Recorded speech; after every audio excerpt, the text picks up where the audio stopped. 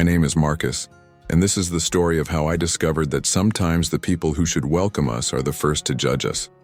It all began when I decided to return to my hometown after 15 years of building my life far from there. I was only 17 when I left little Riverside. I was a shy boy, son of a humble family that could barely pay the bills. My father, John Silva, worked as a gardener in the mansions of the city's wealthy, waking before sunrise to tend gardens he could never have at home. My mother, Mary, cleaned houses and washed clothes for other families, her hands always rough from soap and hard work. Our house was small, with 3 poorly divided rooms but always clean and sweet-smelling. My mother insisted on that. "Poverty is no excuse for neglect," she always said, scrubbing the cement floor with a determination that impressed me. We were always people of faith. Every Sunday, without exception, we walked the 20 minutes to St. Mary's Church. I wore my only dress shirt, washed and ironed by my mother the night before. My father wore the suit he had received from an employer when he got married, the same suit he wore to all special occasions for over 20 years. During Mass, I observed the other families. There were the Martins, who owned the pharmacy, always sitting in the 3rd row, with clothes that seemed never to have been worn before. There was the Oliveira family, owners of the city's largest clothing store, who arrived in a gleaming car I only saw on television.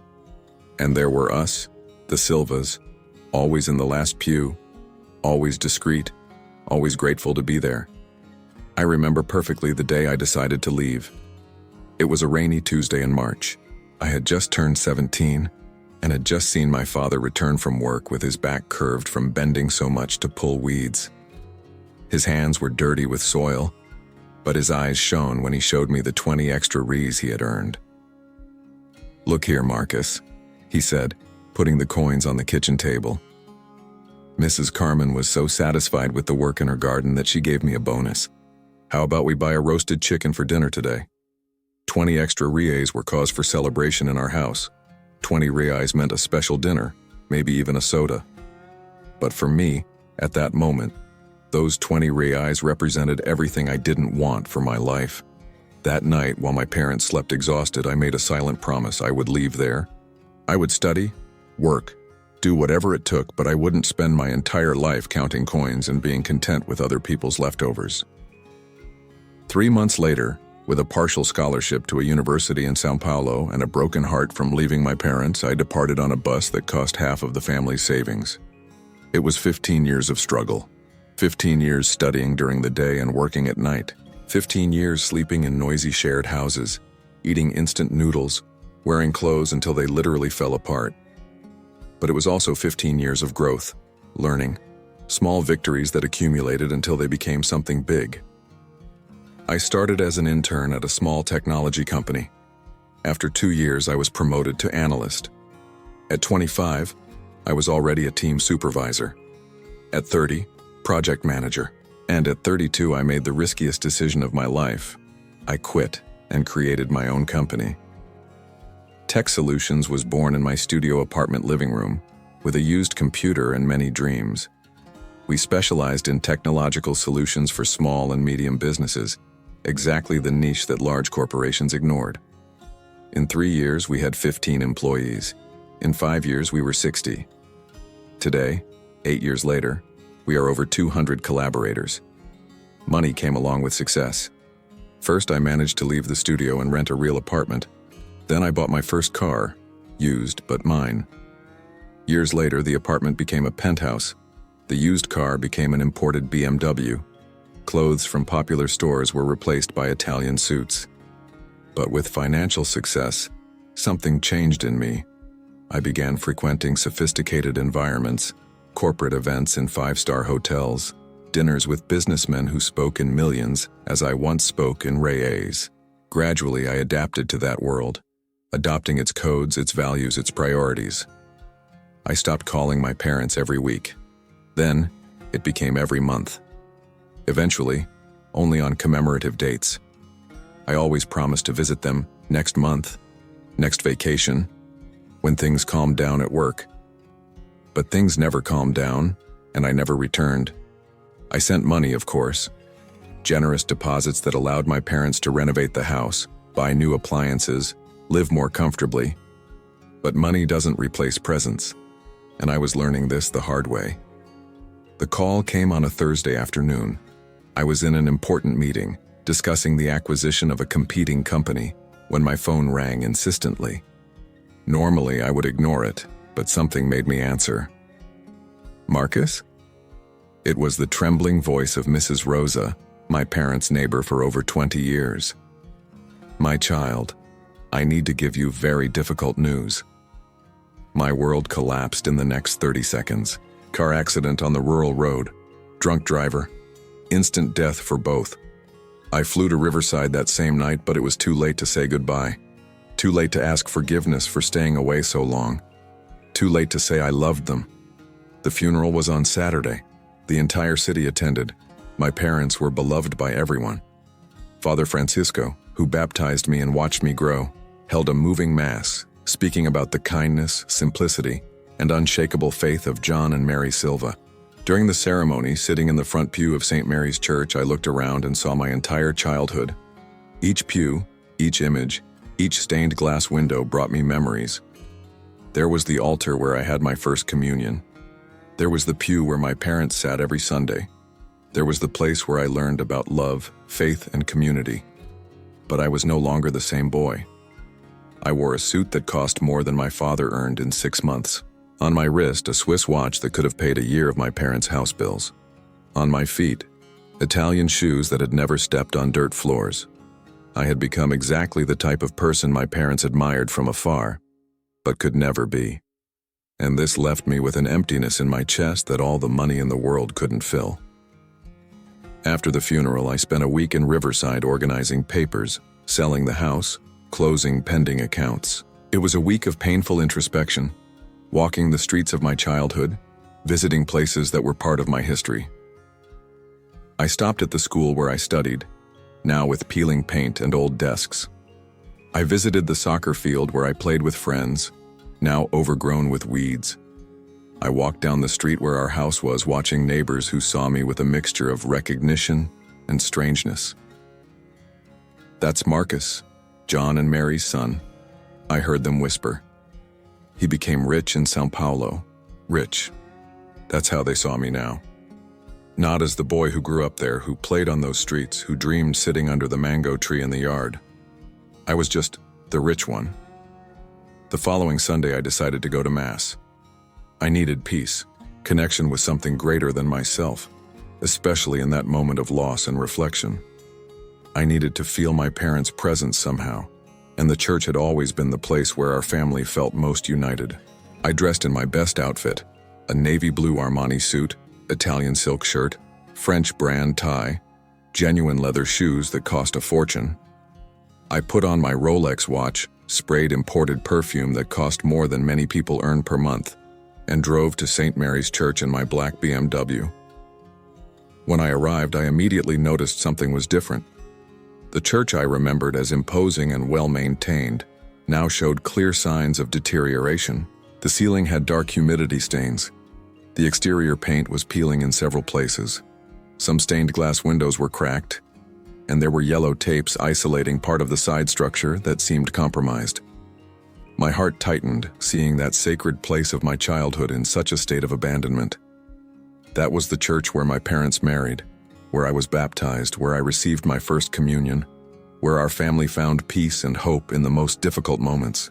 I entered discreetly, but discretion is difficult when you're clearly overdressed for the environment. I tried to sit in the last pew, as I did as a child, but I could already feel the gazes turning toward me. I recognized some faces, people who had aged but were still the same from 15 years ago. Mrs. Carmen, for whom my father did gardening. Mr. Antonio, owner of the bakery where my mother bought bread on credit when money was tight. The Souza family, who lived 3 houses below ours, but their looks weren't of warm recognition. They were of curiosity, judgment, discreet whispers pointing to my expensive clothes, my gleaming watch, my shoes that probably cost more than they spent on clothes during an entire year. "Who is that guy? Looks like he has money. What expensive clothes. That watch must cost a fortune." The whispers were low, but I could hear them. I was used to attracting attention in São Paulo's business circles where my appearance was appropriate and expected. But there, in my childhood church, I stood out like an alien. During Mass, I noticed there was a different priest. Where Father Francisco used to be, gentle and welcoming, now there was a younger man with a serious appearance and penetrating gaze. I later discovered it was Father Rodriguez, who had taken over the parish when Father Francisco retired 2 years earlier. Father Rodriguez's sermon was about humility and simplicity. He spoke about how Jesus chose the poor and simple, how ostentation and materialism distance people from God, how true faith manifests in simplicity of heart. Throughout the sermon, I felt his eyes fix on me several times. It wasn't paranoia. He was really watching me, and his message seemed specifically directed at someone like me. "Brothers," he said at one point, his voice echoing through the church with an authority that bothered me. "We must always remember that God's house is a place of equality. Here, it doesn't matter what we wear or what we own. Only the sincerity of our heart before the Lord matters." More looks in my direction, more whispers. I was beginning to feel like a spectacle, a curiosity out of place. When Mass ended, most people left quickly, but some stayed talking in the church courtyard as always happened. It was a moment of socialization, catching up on conversations, strengthening community bonds. I hesitated for a moment but decided to approach the priest.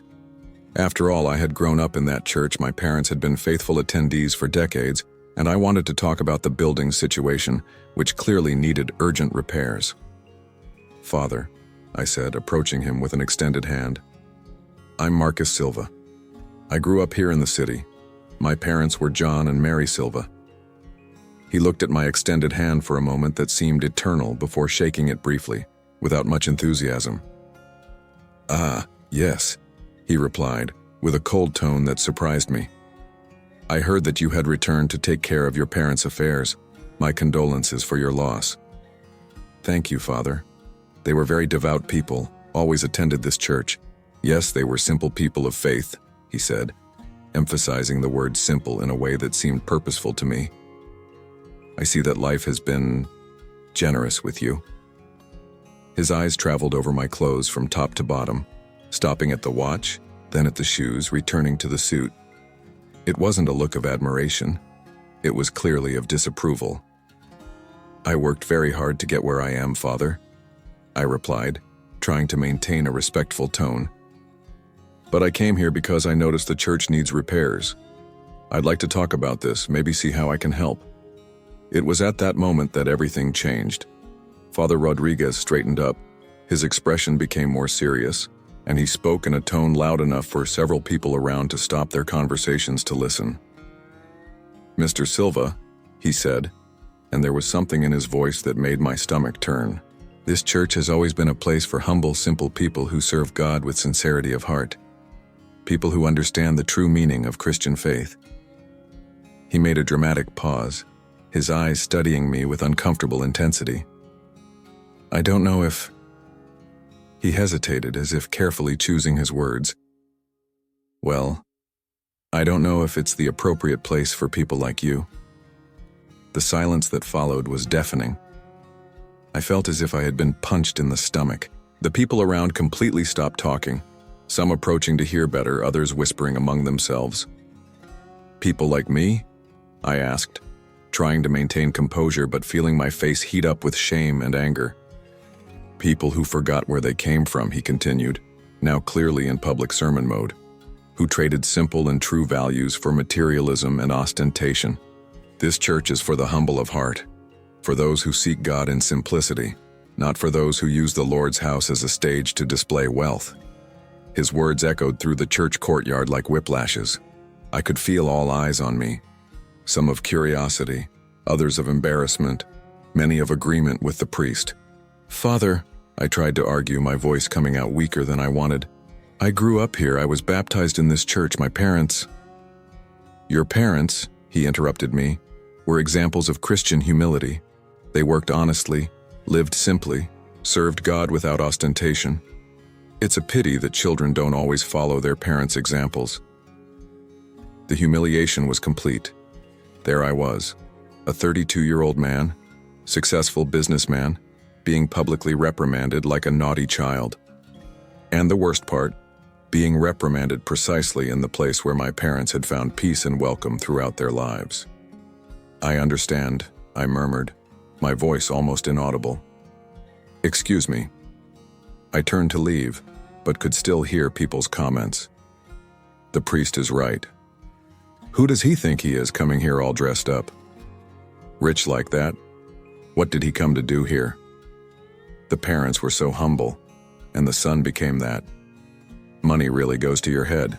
I walked to my car with trembling legs, not from nervousness but from a mixture of anger, humiliation, and a deep sadness I couldn't completely define. I got in the BMW and sat there for several minutes, trying to process what had just happened.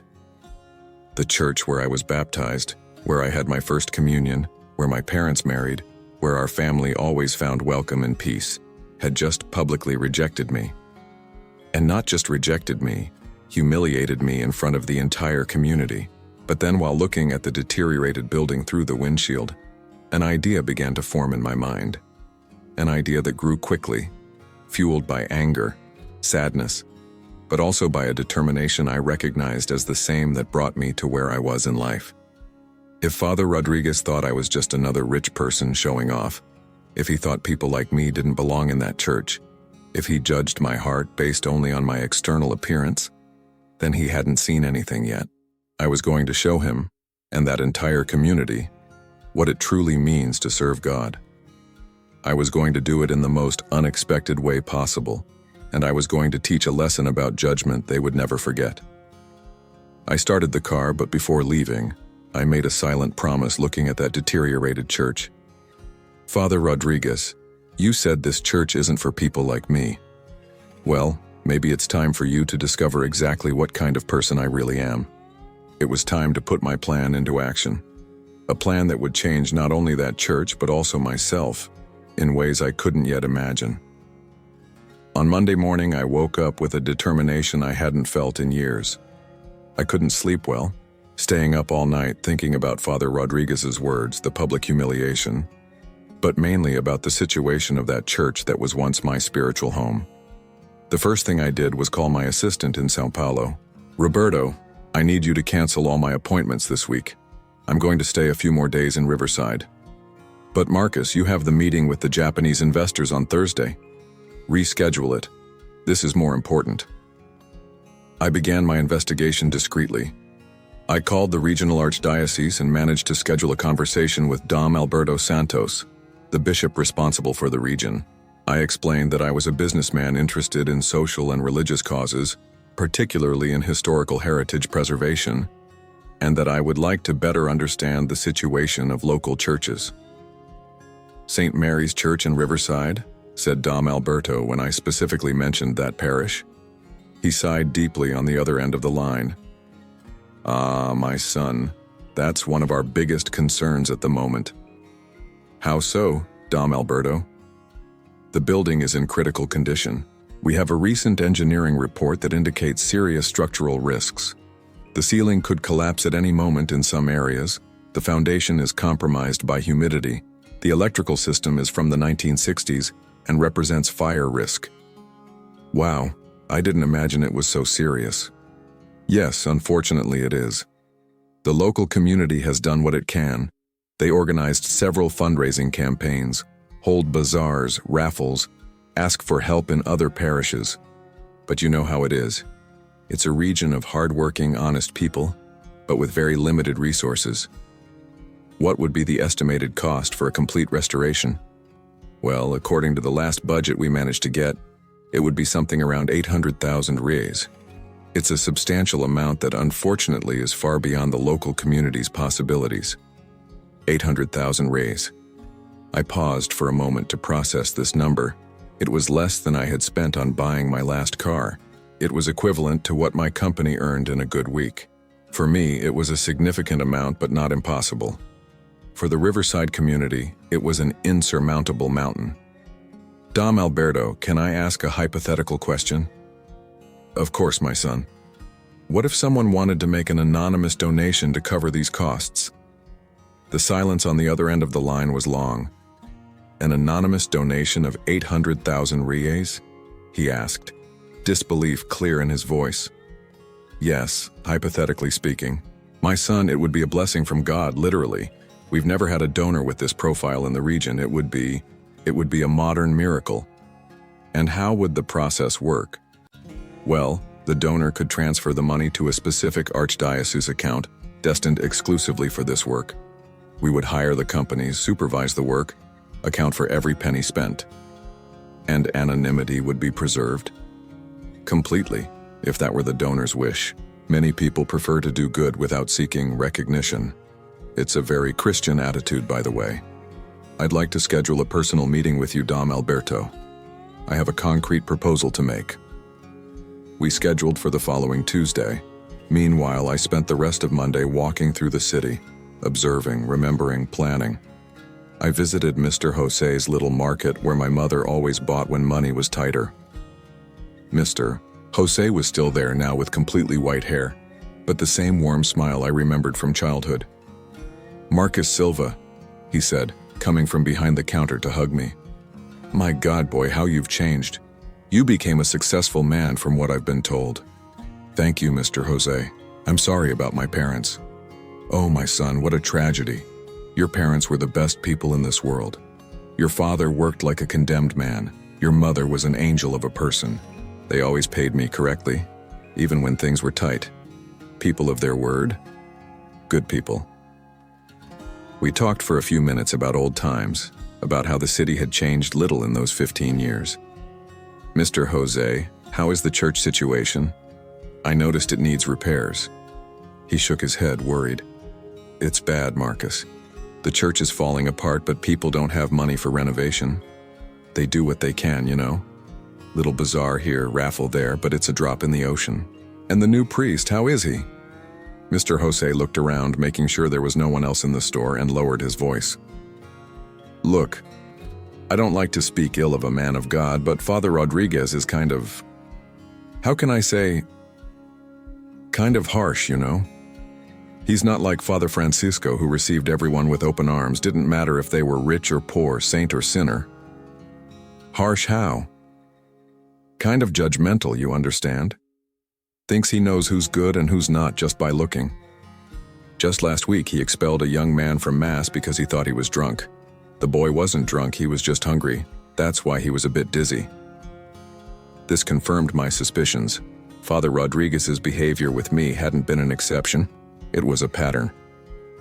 "But do the city people agree with this way of his?" "Oh, it's divided, right? There are some who think he's right, that church is a place for serious people indeed. But there are others who miss Father Francisco's more welcoming way. Your parents, for example, sometimes commented to me that they weren't feeling as comfortable in church as before." This information hit me like a punch. My parents, who attended that church for over 30 years, were feeling uncomfortable in the last times of their lives because of the new priest's judgmental attitude. On Tuesday, I drove to the neighboring city where the archdiocese headquarters was located. Dom Alberto received me in his simple but welcoming office. He was a man of about 60 years, completely white hair, kind and welcoming gaze, everything that Father Rodriguez didn't demonstrate being. "So, my son, what is your concrete proposal?" I took a deep breath. It was the moment of truth. "Dom Alberto, I would like to fully finance the restoration of St. Mary's Church in Riverside." Dom Alberto was drinking coffee and almost choked on my statement. "Fully? You're talking about 800,000 reais?" "Yes, I'm aware of the exact amount. I can transfer the money still this week." He studied me for a few moments, clearly trying to process what he was hearing. "May I ask the reason for so much specific interest in this church?" "It's something personal, Dom Alberto. Let's say I have a history with this place. And you would like to maintain anonymity?" "For now, yes. I have some conditions for this donation." "What would they be?" "First, the donation must be completely anonymous until I decide to reveal myself. Second, I want to closely follow the entire restoration process, but always keeping my identity secret. Third, when the work is finished, I would like to have the opportunity to speak personally with the community. Dom Alberto nodded slowly, still processing the magnitude of the offer. And Father Rodriguez? Does he know about your intention? He doesn't know, and I prefer it stays that way for now. May I ask why? I hesitated for a moment, deciding how much I should reveal. Let's say Father Rodriguez and I had a disagreement recently about the place of people like me in God's house. Dom Alberto looked at me more carefully, and I realized he was connecting the dots. My son, your generosity is impressive, but I need to be sure that your intentions are genuinely Christian, not moved by resentment or desire for revenge. His question was direct and fair. I paused to reflect before answering.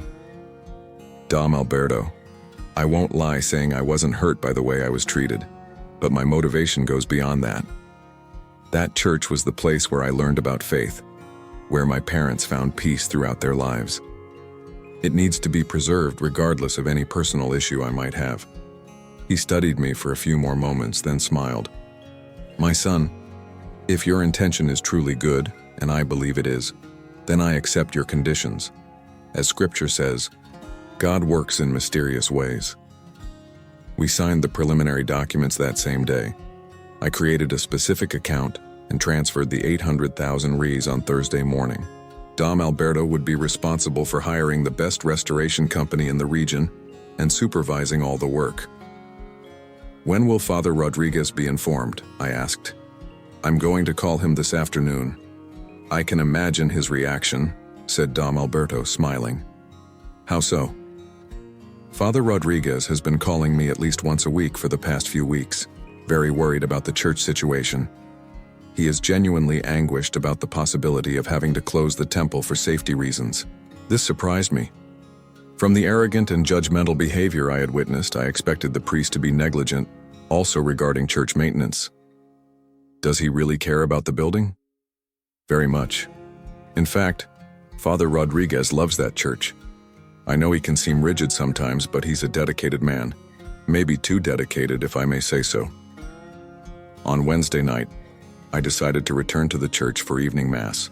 This time I purposely dressed completely differently. Common jeans, basic dress shirt without brand, simple shoes I bought at a popular store in the city. I wanted to observe without attracting attention. The mass was less crowded than on Sunday. Only about 30 people, mostly elderly, who probably went to church every day. I sat in the same last pew, but this time, nobody paid attention to me. Father Rodriguez gave his sermon about humility and simplicity, but I noticed he seemed more animated than the previous Sunday. There was something different in his energy, a hope that wasn't there before.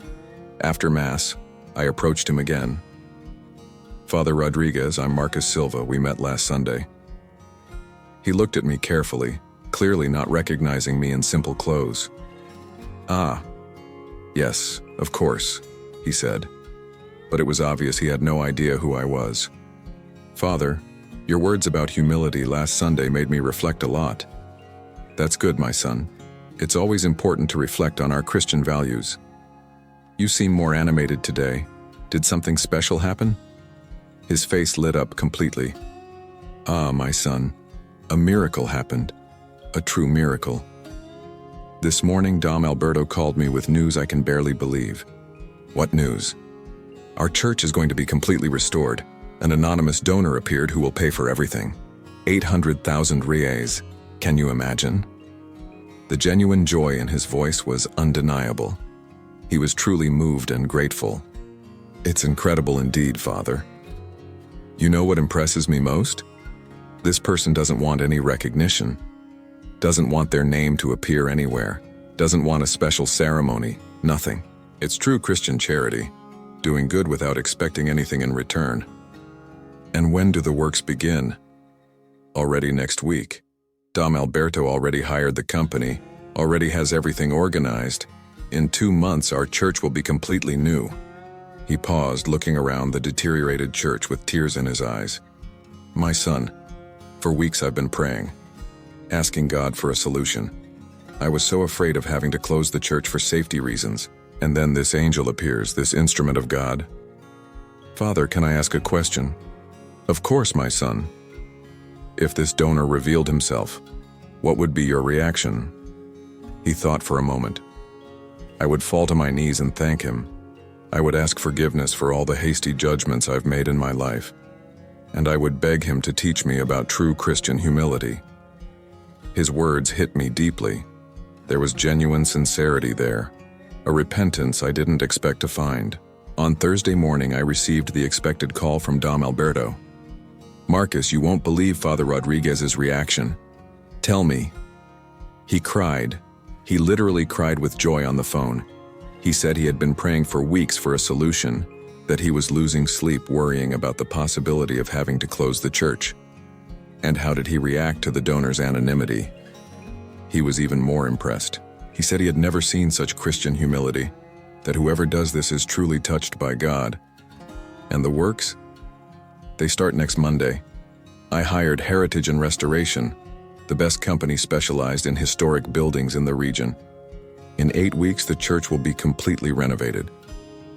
During the rest of the week, I spent every day observing the movement at the church from afar.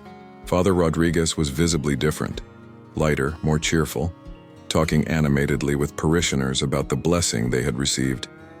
On Monday, when the works began, I parked my car in a position where I could observe without being seen. The company arrived early, with a large team, material trucks, professional scaffolding.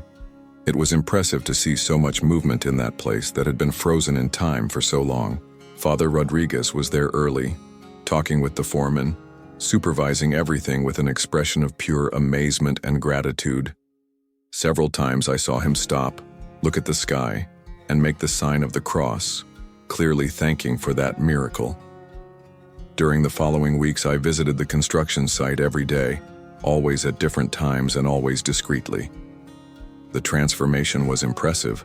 What was once a deteriorated building was becoming a true restored work of art.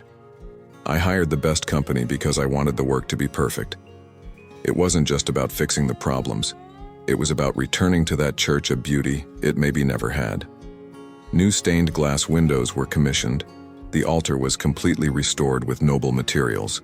The sound system was modernized. Even air conditioning was installed for the congregation's comfort. But the most impressive change wasn't in the building. It was in Father Rodriguez. Each day that passed, he seemed more humble, more grateful, more different. I saw him talking to the workers, offering water, asking about their families, demonstrating a humanity I hadn't seen in our first encounter. One afternoon, I decided to do another test. I arrived at the church wearing expensive clothes again, suit, watch, Italian shoes, and offered to help with volunteer work during the construction. Father Rodriguez, I said, approaching him as he supervised the altar restoration. I'm Marcus Silva, we met a few weeks ago. He turned, and to my complete surprise, his face lit up when he saw me. Mr. Silva, what a joy to see you again. How have you been? The change in tone of voice was stark compared to our first encounter. There was no more coldness or judgment, only genuine warmth. I'm well, Father. I came to offer help with the works. I may not have manual skills, but I can contribute in other ways. To my surprise, he made no comment about my expensive clothes or my appearance. That would be wonderful. Any help is welcome. You know, my son, these last weeks have taught me a lot about humility and hasty judgments. How so, Father? He stopped what he was doing and looked directly into my eyes with a sincerity that disarmed me. Well, a few weeks ago, an anonymous donor financed all this restoration. 800,000 reais. Can you imagine? And you know what impresses me most? This person doesn't want any recognition, doesn't want their name to appear anywhere. I kept a neutral expression, just nodding for him to continue. And this made me realize how many times in my life I judged people just by external appearance. How many times I assumed that someone rich couldn't have a generous heart, or that someone well-dressed couldn't be truly pious. He gestured to the works around us. This anonymous donor taught me that true generosity comes from the heart, not from ostentation. That sometimes precisely those who seem to have less need for God are the ones who serve Him most in silence. It was deeply ironic to hear these words from the same man who had publicly humiliated me just a few weeks before. Father, can I ask a personal question? Of course, my son. If this donor revealed himself today, right now, what would be your reaction? He smiled, a genuine smile full of humility I hadn't seen before. I would ask forgiveness on my knees for all the hasty judgments I've made in my life. I would thank him with tears in my eyes. And I would beg him to teach me about true Christian humility, because clearly he understands something about serving God that I'm still learning. I felt a lump in my throat. The sincerity in his voice was undeniable, even touching. Father, I think this donor would be very happy to hear that. Do you think so? Because I think about him every day, you know. I pray for him every night. I ask God to bless him 1,000 times more than he blessed us. During the following days, I continued accompanying the works and observing the transformation, both of the church and of the priest. Dom Alberto called me regularly with updates. Marcus, Father Rodriguez is asking about you. About me? He said he has a parishioner who has impressed him a lot in recent weeks, a businessman named Marcus Silva, who has constantly offered help and demonstrated true Christian spirit. I laughed softly. He really said that? He did. He commented that you are an example of how someone financially successful can maintain humility and genuine desire to serve. That he had misjudged people like you in the past. It was incredible how things were unfolding exactly as I had planned, but in a way that touched me more deeply than I expected. 7 weeks after the works began, the transformation was almost complete. St. Mary's Church was unrecognizable, more beautiful than I remembered from my childhood, more beautiful than it probably ever was in its entire history. The ceiling was completely restored and painted with delicate frescoes. The walls received new paint in soft tones that enhanced the architecture. The pews were all restored and varnished. The altar was rebuilt with marble and gold details. New colored stained glass windows created a magical play of lights during the day. The floor was redone with Portuguese stones. A modern sound system was discreetly installed. Even gardens were created around the church. But the most striking change continued to be in Father Rodriguez. It was as if someone's anonymous generosity had awakened in him a humility and gratitude that completely transformed his personality. On Friday of the 8th week, Dom Alberto called me. Marcus, the works are finished. The church is absolutely beautiful. It's a spectacle. Father Rodriguez wants to organize a great reopening celebration next Sunday. And is he still trying to discover who the donor is? More than ever, he wants to make a special tribute, says he can't sleep well knowing he hasn't personally thanked the person who saved his church. Dom Alberto, I think it's time. Time for what? For me to reveal myself. Silence on the other end of the line. Are you sure, my son? I am. But I want to do this in a way that will be a lesson for everyone, including myself. How? Is Father Rodriguez summoning the entire community for Sunday? Yes, he is. It's going to be the biggest mass Riverside has ever seen. Perfect. So everything will be revealed on Sunday. On Saturday night, Father Rodriguez called a preparatory meeting with the entire community to finalize the details of the re-inauguration celebration. The church was packed. All of Riverside was there, and many people from neighboring towns had also come to see the church that was saved by an anonymous angel. I arrived early and sat in the exact same spot where it had all begun 2 months earlier, in the last pew. The irony was not lost on me. I recognized nearly every face. They were the same people who had witnessed my public humiliation 8 weeks ago. Mrs. Rosa, who sold sweets at the fair, Mr. Jose from the corner store, the Souza family. They were all there, admiring the transformed church, whispering about the miracle that had taken place. Father Rodriguez stepped up to the pulpit, and his voice echoed perfectly through the new sound system. My brothers and sisters, he began, visibly moved.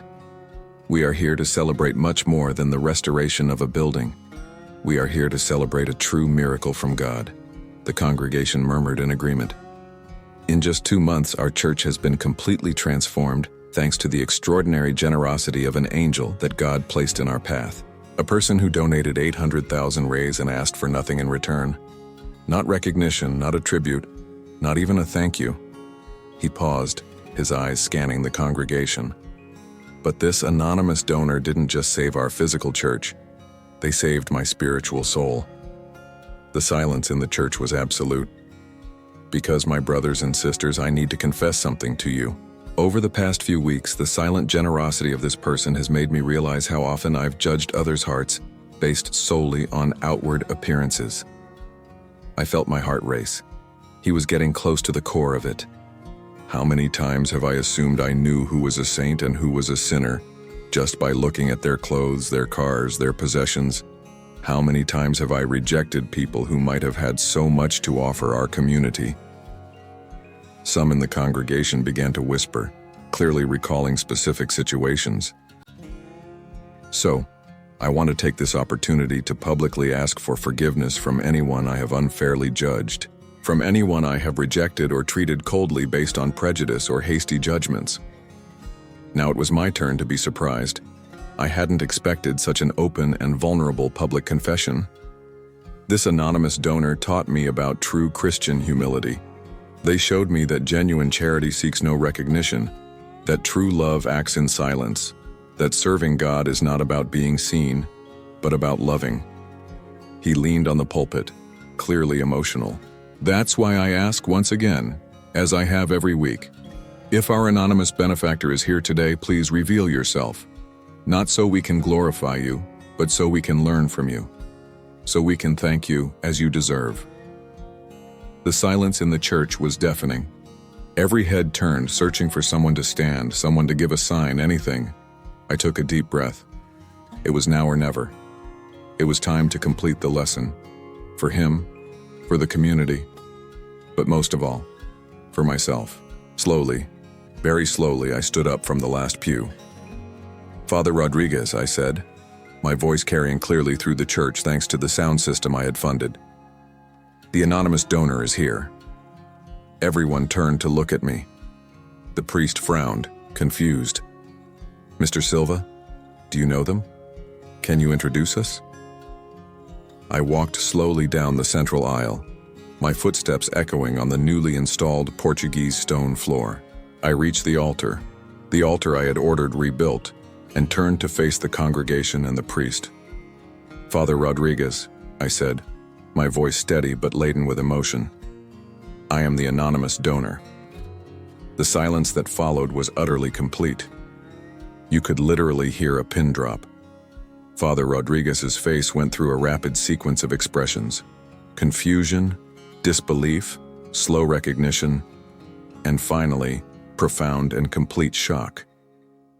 You are," he stammered. "Yes, Father. I am the person you said, 2 months ago, did not belong in this church.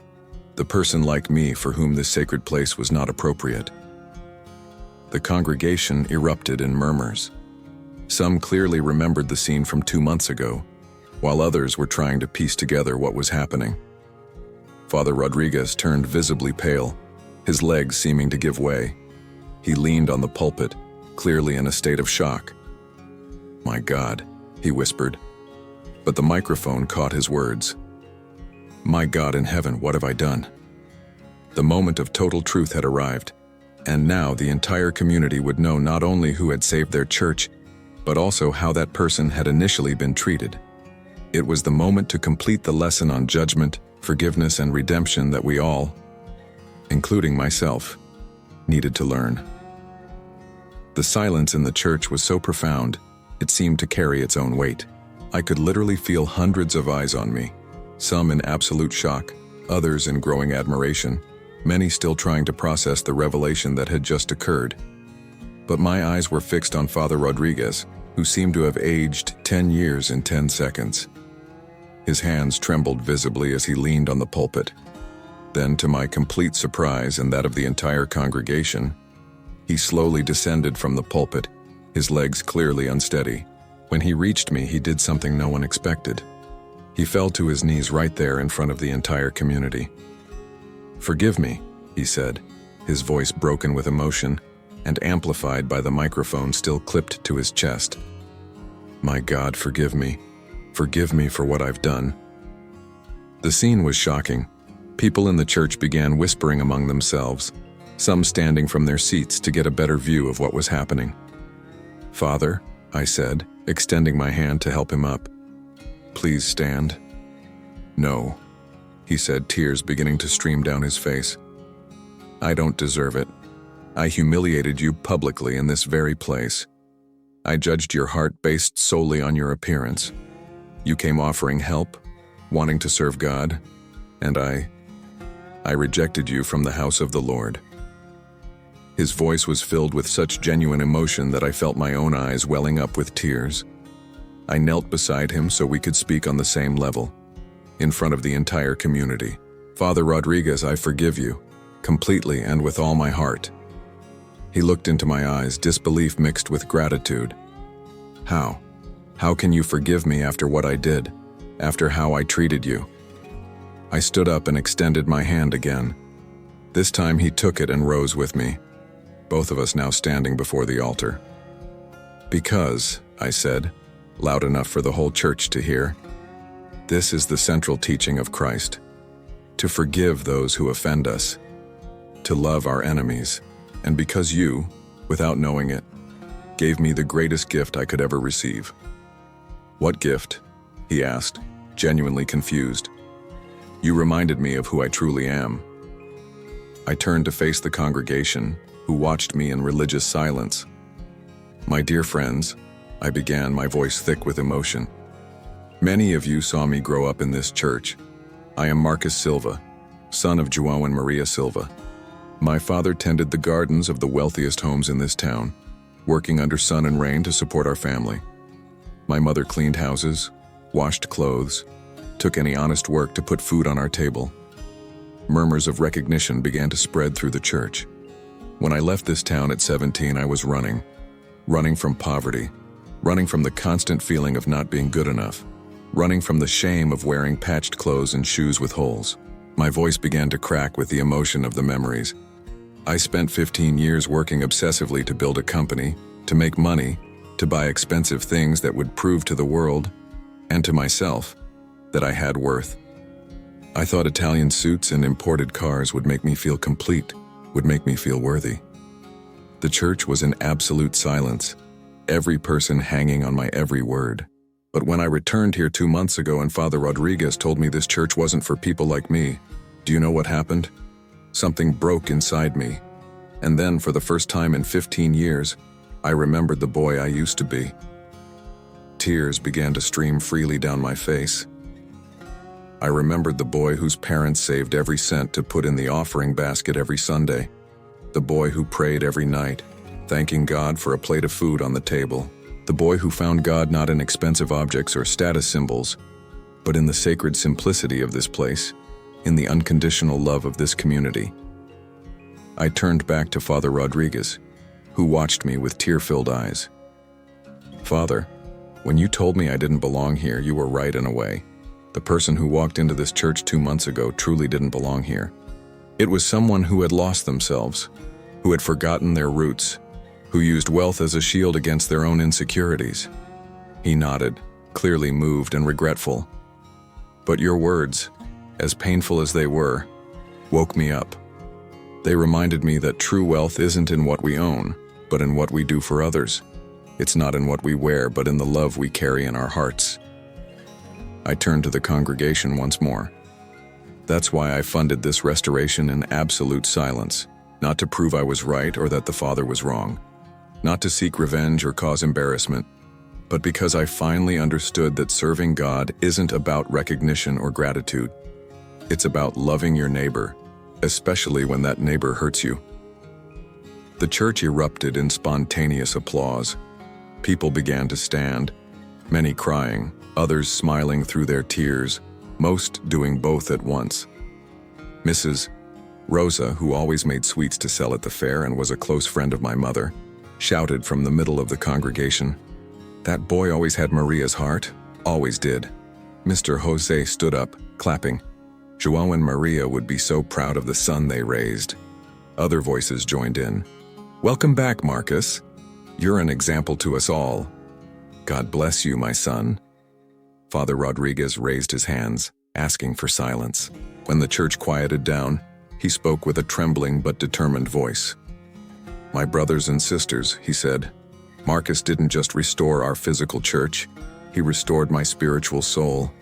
He taught me about genuine humility, about unconditional forgiveness, about the true essence of Christian love." He turned to me, his eyes still shining with tears. "Marcus, you said I gave you a gift, but the gift was yours to me, and to all of us. You showed us how a true follower of Christ acts, with love even in the face of rejection, with generosity even in the face of ingratitude, with forgiveness even in the face of injustice." The emotion in the air was palpable. There wasn't a dry eye in the church. "That's why," Father Rodriguez continued, "I'd like to make an official request in front of our entire community. Marcus Silva, I'd like you to be the official sponsor of this church's re-inauguration, to help us start a new phase, not just of this sacred building, but of our entire community." Before I could respond, the whole church erupted in applause again. People shouted, "Yes, and accept, Marcus, and you deserve it." "I accept," I said, deeply moved. "But I have one condition." Father Rodriguez nodded immediately. "Anything you ask." "That this church be truly for all people, always. Rich and poor, well-dressed and poorly dressed, saints and sinners. We are all God's children seeking love, acceptance, and a place to call our spiritual home." "I solemnly promise," he said, placing his hand over his heart. "This church will be a place of unconditional welcome for all people, without exception, until the end of my days as its pastor." At that moment, I felt a peace I hadn't experienced since childhood. It wasn't the superficial peace that money had provided, nor the empty satisfaction of professional success. It was the deep peace of being home, of being where I belong, of being connected to my true essence and my community. After the meeting, which stretched on for another 2 hours with testimonies, hugs, and tears of joy, dozens of people approached to greet me personally. Each conversation was a reconnection with my history, my roots, with the person I had been before I lost myself in the world of material success. Mrs. Carmen, for whom my father did gardening, hugged me tightly. "Your father used to tell me about you with so much pride. He said you'd go far, but you'd never lose the good heart they taught you. He was right." Mr. Antonio from the bakery took my hands. "Marcus, your mother always said you'd come back home when God willed it." Today I understood what she meant. But the conversation that touched me most was the last one, when everyone had left, and I was alone with Father Rodriguez in the church, illuminated by the new lights I had funded. "Marcus," he said, approaching hesitantly, "may I ask a very personal question?" "Of course, Father." "Have you truly forgiven me? Or is there still hurt, resentment in your heart?" I looked at him. This man who had publicly humiliated me, but who now showed genuine remorse and deep spiritual growth. "Father Rodriguez, true forgiveness isn't just about forgetting what happened. It's about consciously choosing love over resentment. It's about seeing the person someone can become, not just who they were in their worst moments." He nodded, fresh tears welling in his eyes. "Thank you, and know that you've changed not just this church, but fundamentally who I am as a person and as a pastor. I will be a better man, a better priest, because of what I've learned from you. And I will be a better person because of what I've learned about myself through this entire process." A week later, the re-inauguration Mass was the largest religious celebration Riverside had seen in decades. People came from 5 neighboring towns to see the church saved by silent love, and to hear the full story of the businessman who taught a lesson on judgment and forgiveness. Bishop Alberto came personally to celebrate the special Mass. During his sermon, he told our complete story to the over 500 attendees, omitting nothing. He spoke of the initial prejudice, my silent response, Father Rodriguez's transformation, and our mutual forgiveness and redemption. "This church," said Bishop Alberto, his voice echoing perfectly through the sound system I had donated, "now represents much more than just a restored building. It symbolizes restored hearts, redeemed relationships, and the infinite capacity of Christian love to transform even the most difficult situations into blessings."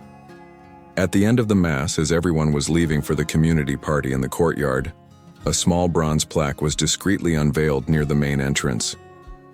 Restored with anonymous love in 2025, re-inaugurated with mutual forgiveness. May this place always be a sacred home for all of God's children, without exception. 3 months after the re-inauguration, I made a decision that surprised even myself. I moved my company to Riverside, not just the administrative headquarters, but the entire operation. I brought 200 skilled jobs to a town that desperately needed economic opportunities. I didn't do this just to oversee the new social projects I had planned. A community center, a scholarship program, an incubator for local small businesses. I did it because I had rediscovered something all the money in the world could never give me. The profound feeling of belonging, of truly being home, of being part of a community that saw me not for what I owned, but for who I was, at my core. St. Mary's Church became much more than just a renovated place of worship. It became a powerful symbol of personal transformation, genuine forgiveness, and the extraordinary capacity we all have to grow beyond our prejudices and limitations. Every Sunday I sit in the same last pew where it all began, no longer out of shame or shyness, but by conscious choice. It's my way of constantly reminding myself of where I came from, of who I truly am, and of the incredible journey that brought me back home. Father Rodriguez became one of my closest friends. We work together on various community projects, and he often consults me on matters involving the intersection of faith and social responsibility. His personal transformation continues to inspire me. He has become the most welcoming and least judgmental pastor our town has ever had. And me? I finally learned the most important lesson of my life.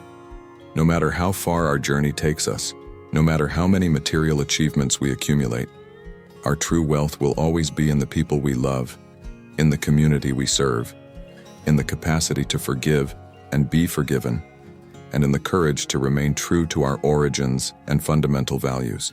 Father Rodriguez was right on that difficult first Sunday. The church truly wasn't for people like me. It wasn't for the closed-off, proud, disconnected, and spiritually empty person I had become during my years of obsessive pursuit of material success.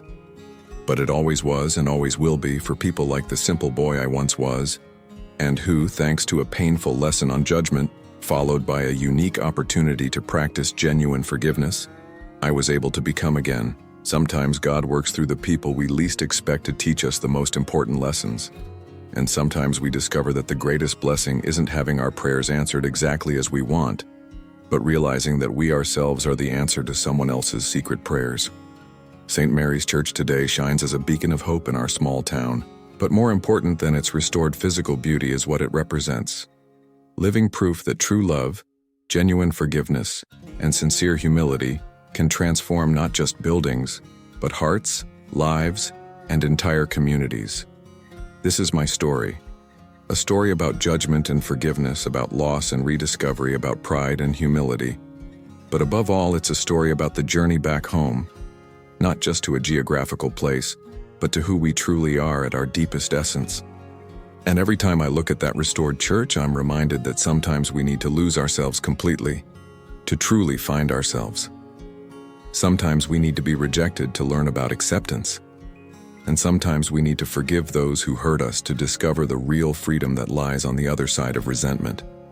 This is the story of how a priest told me the church wasn't for people like me, and how that became the greatest blessing of my life.